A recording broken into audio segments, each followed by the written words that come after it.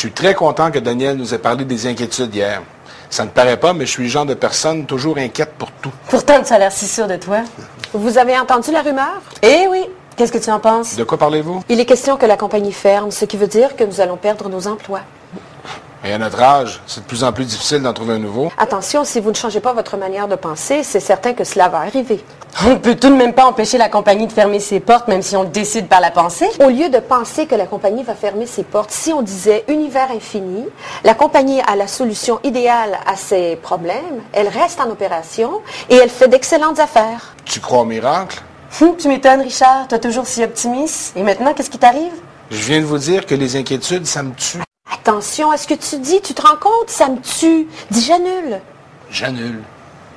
La crainte est l'anticipation d'un événement à venir, une forme d'inquiétude collective. En fait, les pensées individuelles deviennent collectives parce que tout le monde a une même vision de la situation. Comme chaque pensée fait le tour de la Terre en une seconde, la compagnie n'aura aucune chance de rester en opération.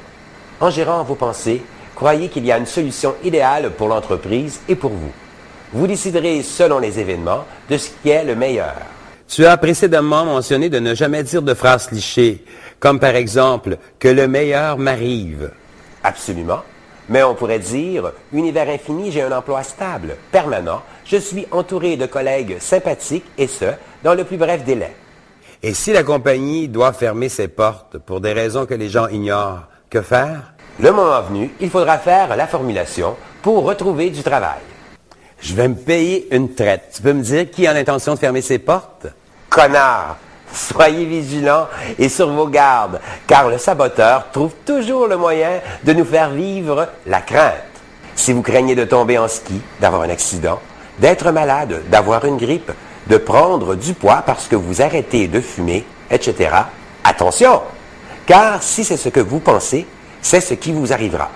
Vous n'avez qu'à changer l'orientation de vos pensées en vous disant que vos descentes en ski sont parfaites, que l'accident est inexistant, que vous êtes en parfaite santé ou qu'au lieu de prendre du poids en arrêtant de fumer, vous en perdrez en gérant bien vos pensées. Rappelez-vous, la crainte est l'anticipation d'événements, de situations qui se produiront dans le temps, alors que les inquiétudes sont de la projection d'événements au présent. Soyez heureux. Ciao!